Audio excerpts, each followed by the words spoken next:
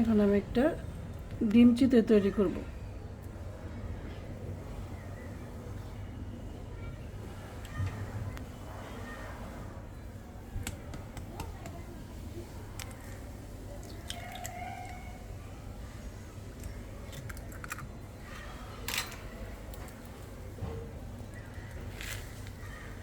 উপরে একটু লবণ ছিটিয়ে দেব।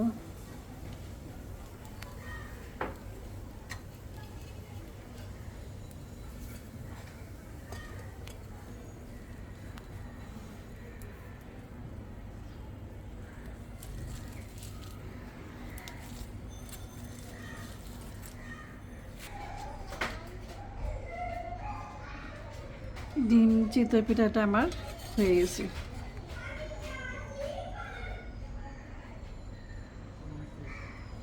কেমন হয়েছে?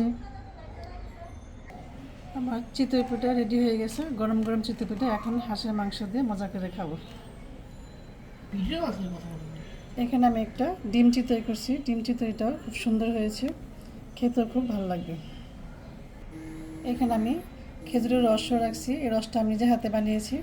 এই রস দেওয়া খেতে খুব মজা লাগবে গরম গরম চিতই পিঠা দিয়ে। ধন্যবাদ সবাইকে। পিঠাটা কেমন হয়েছে ভাঙিয়ে দিতে হবে না?